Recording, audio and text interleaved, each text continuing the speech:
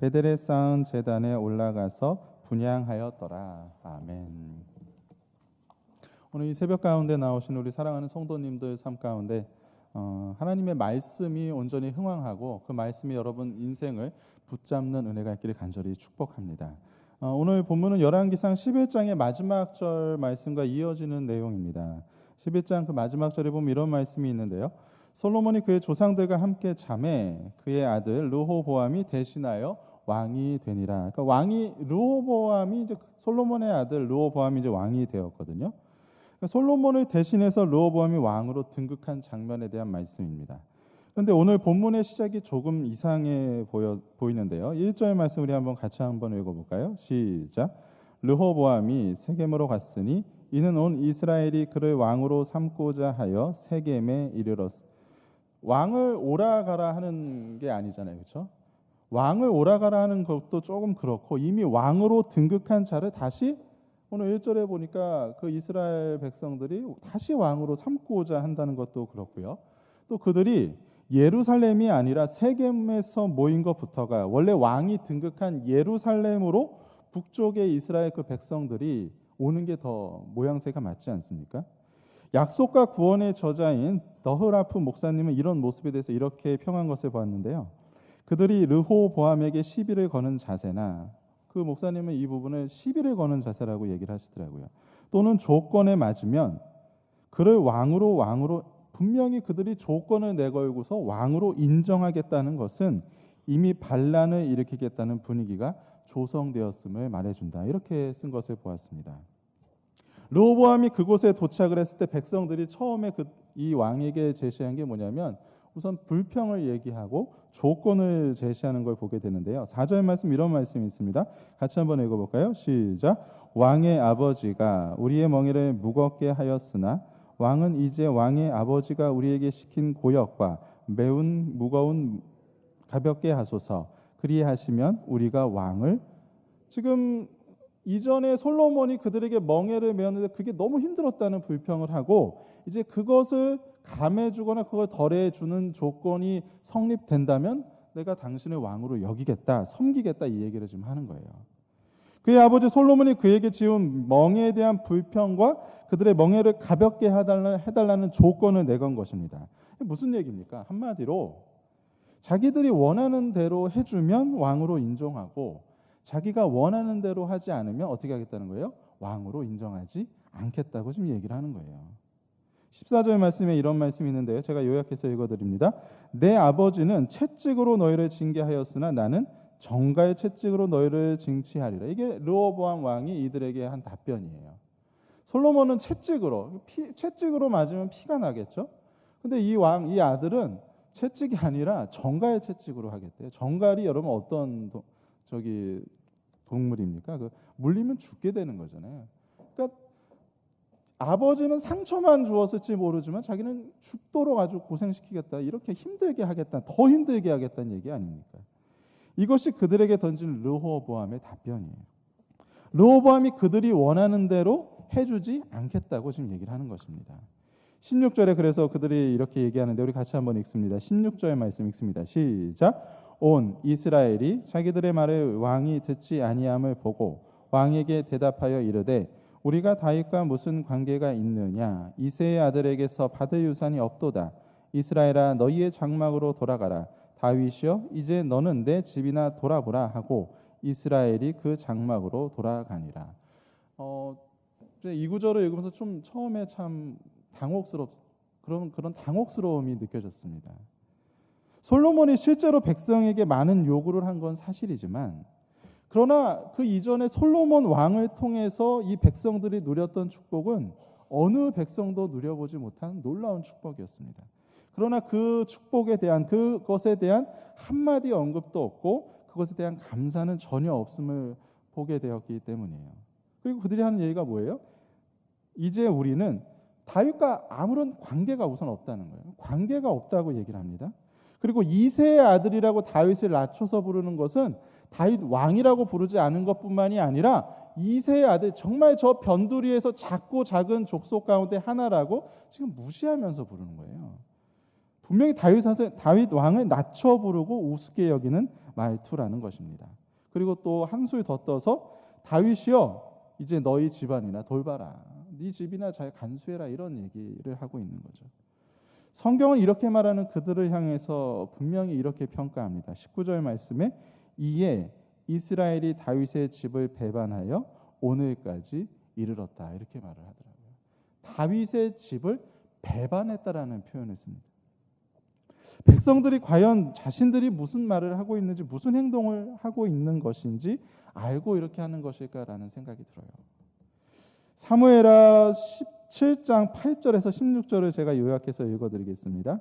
그러므로 이제 내 종 다윗에게 만군의 여호와께서 이와 같이 말씀하시기를 내가 너를 내 백성 이스라엘의 주권자로 삼고 내가 가는 모든 곳에서 내가 너와 함께 있어 내 집과 내 나라와 내 앞에서 영원히 보존되고 내 왕위가 영원히 경고하리라. 이렇게 말씀해요. 다윗의 집안을 향해서 하나님께서 뭐라고 말씀하십니까? 그 집안을 통해서 그 이스라엘을 다스리겠다고 하시고 그 집안이 있는 곳에 하나님이 영원히 함께 하시고 그 집안을 하나님께서 붙드셔서 영원히 경고하게 하겠다. 분명히 말씀하는 거예요. 다윗의 집을 배반한다는 것은 그러므로 단순히 한 사람이 싫어서 그 집안이 그냥 너무나도 꼴보기 싫어서 그 집안을 떠나겠다는 얘기로 끝나는 것이 아니라 다윗의 집을 통하여 이스라엘을 다스리게 하셨던 그 하나님의 약속, 이 백성들이 이 약속을 모르지 않거든요. 그 다윗의 집을 거부하는 것은 다시 말하면 이제 우리는 하나님의 통치를 받기 싫습니다. 하나님의 통치를 거부하겠다는 그런 행위가 되는 거예요. 이렇게 해서 이스라엘이 남과 북으로 나뉘게 됩니다. 온 이스라엘이 여로보암이 돌아왔다 함을 듣고 20절 말씀입니다. 사람을 보내 그를 공회로 청하여 온 이스라엘의 왕으로 삼았으니, 지금 여로보암을 그 북이스라엘 지파들이 이제 왕으로 삼는 장면이에요. 유다 지파 외에는 다윗의 집을 따르는 자가 없다 이렇게 말씀합니다. 여로보암은 이렇게 북이스라엘의 왕이 되었는데요. 그러나 이것은 실제로 하나님의 말씀이 이루어진 거예요. 15절 말씀에 이 일은 여호와께로 말미암아 난 것이라 여호와께서 전에 실로 사람 아히야로 느밧의 아들 여로보암에게 하신 말씀을 이루게 하심이었다라고 분명히 말씀합니다. 하나님의 말씀이 이루어진 거예요. 하나님이 말씀하신 대로 이루어진 것입니다. 여로보암이 왕이 된 후에 그 마음에 근데 스스로 이렇게 생각하는 것을, 스스로 이렇게 말하는 것을 보게 돼요. 우리 27절 말씀 같이 한번 읽어볼까요? 시작. 만일 이 백성이 예루살렘에 있는 여호와의 성전에 제사를 드리고자 하여 올라가면 이 백성의 마음이 유다 왕된 그들의 주 르호보암에게로 돌아가서 나를 죽이고 유다의 왕 르호보암에게로 돌아가리로라 하고, 지금 백성을 잃게 되면 어떨까 지금 걱정하고 있는 모습이죠. 왕의 자리를 잃어버리게 되면 어떨까 지금 걱정하고 두려워하고 있는 모습입니다. 만일 이러면 어떡하나 이런 지금 생각이 들어간 거죠. 근데 여러분 한번 생각해 보세요. 그가 실력으로 차지한 나라가 아니잖아요. 그렇죠? 또한 더더욱이 그의 실력으로 지킬 수 있는 나라는 더더욱이 아닙니다. 28절에 그가 하는 행동이 참 당황스러운데요. 너희가 다시는 예루살렘에 올라갈 것이 없도다. 이스라엘아, 이는 너희를 애굽 땅에서 인도하여 올린 너희의 신들이라 하고, 지금 단과 베델에서 금송아지 우상을 만들어 놓고서 그것을 어떻게 흉내내고 있어요? 여러분 출애굽 장면 생각나지 않습니까? 애굽에서 이스라엘 백성들을 출애굽하시고 구원하신 하나님이라는 그 모습의 그 하나님에게 사용하는 그 호칭을 지금 그 금송아지를 만들어 놓고 사용하고 있는 거예요. 또한 31절과 32절에 그가 하는 행동이 나오는데요. 레위 자손이 아닌 보통 백성으로 제사장을 삼고, 원래 레위 백성이 그렇게 되는 거잖아요. 8째 달 곧 그 달 15째 날로 절기를 정하여, 그 다음 말씀이 기가 막힙니다. 유다의 절기와 어떻게 해요? 비슷하게 하는 거죠. 그럼 가짜의 특징이 뭐예요? 진짜랑 비슷하게 만드는 거예요. 어떻게든 손에 쥔 것을 잃지 않으려고 여로보암 나름대로 정말 노력한 것 같아요. 짜보고 생각하고 계획해서 내놓은 방안들입니다. 여러분 한자에 사람인자가 있는데 여러분 사람인자 다 쓰실 줄 아시죠? 한 사람이 이렇게 사람인 자가 한 사람이 그 다른 사람을 떠받쳐 주면서 서로가 서로에게 힘을 주고 힘이 된다는 뜻을 가진 글자가 사람인자라고 합니다. 그런데 그 사람인자를 조금만 더 이렇게 생각해 보면 이런 의미가 되는 것 같아요. 그 서로를 지탱해 주던 한 사람이 만약에 한 사람이 쓰러지게 된다고 여러분 생각해 보세요. 그럼 글자상에서 그 한 사람이 지탱해 주던 한 사람이 쓰러지면 나머지 한 사람도 어떻게 될까요? 쉽게 쓰러질 수밖에 없어 보이는 글자가 바로 그 사람인자더라고요. 한 명이 쓰러지면 여지없이 나머지 사람도 쉽게 쓰러질 수밖에 없는 존재가 사람이구나라는 그런 뜻을 담고 있다는 생각이 들었습니다. 결국 사람은 누구나 쓰러지지 않고 그렇게 넘어지지 않도록 하기 위해서 무언가를 붙잡고 의지하려고 하게 된다는 그런 생각이 드는 거예요. 근데 중요한 것은 그 무언가가 무엇이냐는 거예요.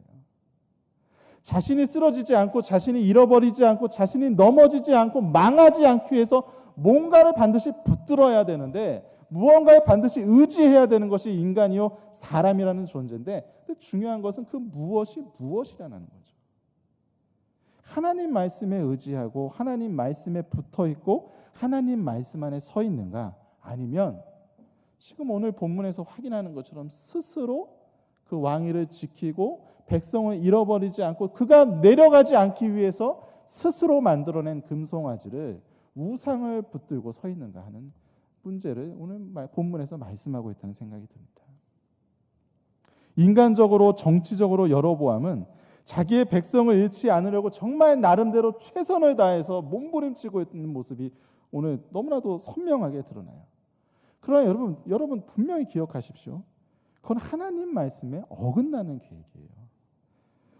우리 열왕기상 11장 37절 이하의 말씀에 이런 말씀이 있습니다. 하나님께서 여로보암에게 약속으로 주신 말씀이에요. 내가 너를 취하리니 너는 내 마음에 원하는 대로 다스려 이스라엘 위에 왕이 되되 내가 만일 내가 명령한 모든 일에 순종하고 내 길로 행하며 내 종 다윗이 행함같이 내 율례와 명령을 지키면 중요합니다. 내가 너와 함께 있어 내가 다윗을 위하여 세운 것 같이 너를 위하여 견고한 집을 세우고 이스라엘을 내게 주리라 이렇게 약속하셨어요. 든든한 하나님의 말씀이 이미 그를 지탱할 수 있는 근거가 있으면 충분히 말씀이 그에게 임한 것입니다. 그러나 여로보암은 스스로 계획했던 그대로 스스로 원하는 대로 그 백성을 빼앗기지 않기 위해서 계획을 세운 거죠. 근데 그 결과가 여러분 어떻습니까? 백성을 정말 빼앗기지 않았을까요? 아니요, 정말 그 반대입니다. 완전히 반대예요. 역대하 기자는 역대하 11장 13절 이하의 말씀에서 그 결과 이렇게 얘기하는데요. 온 이스라엘의 제사장들과 레위 사람들이 그들의 모든 지방에서부터 르호보암에게 돌아오되 지금 여로보암을 떠나서 르호보암에게로 돌아가는 거예요. 여로보암이 자기가 만든 송아지 우상을 위하여 친히 제사장들을 세웁니다. 지금 여로보암이 그가 산당을 만들고 거기에 나름대로 보통 백성들을 제사장으로 세워놓으니까 그 모습을 백성들이 보니까 레위인들이 보니까 제사장들이 보니까 이건 아니라는 거죠. 그래서 그들이 스스로 어떻게 해요? 그 나라를 떠나서 여로보암을 떠나서 다시 르호보암에게로 돌아가는 모습을 지금 설명하고 있는 말씀입니다. 백성을 빼앗기지 않기 위해서 인간적으로 나름 고심하고 세운 계획이지만 그의 계획으로 말미암아서 그 계획 때문에 도리어 백성을 잃게 된 모습을 오늘 성경이 말씀하고 있는 거예요. 하나님의 말씀에 어긋난 여로보암 스스로의 계획은 처음에는 성공 같으나 이건 분명히 어떤 계획이에요? 실패한 계획입니다. 잠언 말씀 14장 12절에 이런 말씀이 있습니다. 어떤 길은 사람이 보기에 바르나 그 길은 필경 사망의 길이다. 이렇게 얘기합니다. 아무리 현명하고 지혜로운 계획이라고 자부할지라도 내가 정말 철저히 계획했다 할지라도 그것이 우리가 점검할 것은 이거예요. 하나님의 말씀에 어긋나는 것이라면 그 결과는 성공 같아 보일지 모르겠지만 반드시 어떻게 해요?